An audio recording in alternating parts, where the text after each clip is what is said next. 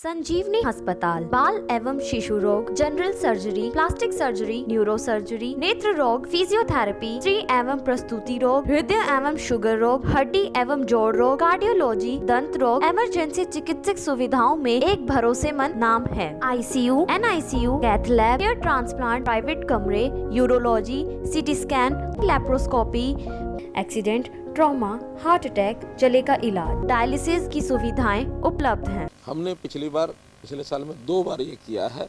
अब हमारी जो आवश्यकताएं हैं जनता के लिए ही होती हैं। वो आखिर जो रेवेन्यू आता है, रेवेन्यू के साधन स्टेट के अपने बहुत कम हो गए हैं। GST, वो भी अब GST काउंसिल पूरे देश भर की वो तय करती है कि किसका GST क्या होगा।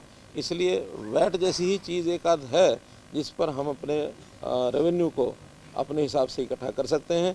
इसलिए बाकी सब प्रदेशों से हमारा रेवेन्यू, आसपास के जो स्टेट्स हैं यानी हमारा वैट उनसे कम है, उनसे ज़्यादा नहीं है। बहुत सी तो ऐसी स्टेट्स हैं जहाँ 25%, 28%, 40% वैट भी है। हमारा तो कितना 12-17%, 17-16%। हाँ, 10-20 से नीचे है। हरियाणा में हड़ताल की जा रही है, मंडियां बंद रहेंगी ई प्रणाली पे। देखिए, युग परिवर्तन हो रहा है। युग परिवर्तन में सबको उसके अनुसार चलना बहुत, मुझे लगता है कि चलना ही चाहिए। ऑनलाइन सिस्टम कहाँ पहले होते थे? पहले तो सब प्रकार के सिस्टम अलग होते थे। एक कपड़ा ऊपर रख के नीचे हाथों से बोलियाँ आ जाती थी, मुँह से भी नहीं बोलना पड़ता था।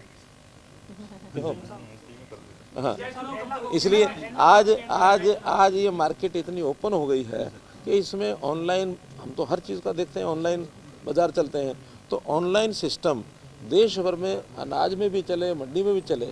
ई नाम का मतलब वही है, इलेक्ट्रॉनिक नेशनल एग्रीकल्चर मंडी।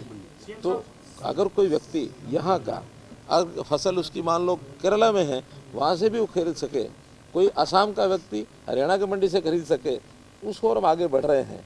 और जब उस ओर आगे बढ़ रहे हैं तो ये विरोध का कोई कारण होना नहीं चाहिए। जिसको जहाँ से चीज़ उपलब्ध होती है, किसान भी चाहता ही है कि ओपन मंडी होनी चाहिए। आखिर एक तरफ किसान की प्रोड्यूस, उसका भाव उसको ज़्यादा मिले, तो ये शोर आगे बढ़ रहे हैं। हमने डबल इनकम अगर किसान की करनी है तो एक ओपन मंडी ये करनी पड़ेगी। इधर को देखिए, पंचायत चुनाव की प्रोसेस अपने को पता है कि उसमें आरक्षण का एक विषय, बैकवर्ड क्लास का जो ये का हमने आरक्षण किया था और महिलाओं का जो 50% प्रतिनिधित्व दिया था। पहले तो हाई कोर्ट में कुछ निर्णय होना शेष था, वो हो गया। बाद में सुप्रीम कोर्ट में एक निर्णय के कारण से उन्होंने कहा कि यानी ट्रिपल टेस्ट के माध्यम से चुनाव कराए जाएं। पहला उसमें था कि एक कमीशन बनाया जाना चाहिए, हमने कमीशन बना दिया। दूसरा उन्होंने कहा कि हर एक इकाई, जो चुनाव वाली इकाई होती है, उसकी आबादी का आंकलन करना चाहिए और उसके हिसाब से आरक्षण देना चाहिए। वो हमने, उस कमीशन ने रिपोर्ट हमको दे दी है, रिपोर्ट स्वीकार कर ली है। और उसके बाद ऑर्डिनेंस के बारे में हमने गवर्नर साहब को निवेदन किया, उन्होंने ऑर्डिनेंस जारी कर दिया है। अब वार्डबंदी और वार्डबंदी के बाद रिजर्वेशन, वो रिजर्वेशन का काम भी सारे आंकड़े इकट्ठे करके वो करना शुरू कर दिया। DCC ने करना था ये नहीं, पहले तो ऊपर से निर्धारित हो क्या हमने निर्धारित दिया सीटें, फिर आरक्षण डिप्टी कमिश्नर ने करना है। क्या आ गया डिप्टी कमिश्नर के पास? अभी नहीं आया सर, ट्यूसडे तो को आना है। बस 2 दिन में वो आ जाएगा। इसके बाद एक 7 दिन का समय इनको पास होता है, इन्होंने आगे नोटिस देना होता है, वो नोटिस देंगे। रिजर्वेशन का फाइनल सीटें हो जाएंगी, कौन सी किसकी मिलेंगी।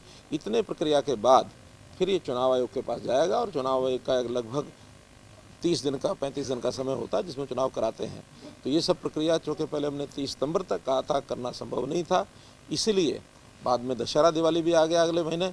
तो उन दोनों को बातों को ध्यान में रखते हुए अब हमने परमिशन मांगी कि 30 नवंबर तक हमने कोर्ट को लिख के देना था। हम कोर्ट को लिख के दे रहे हैं कि 30 नवंबर तक चुनाव करवा देंगे।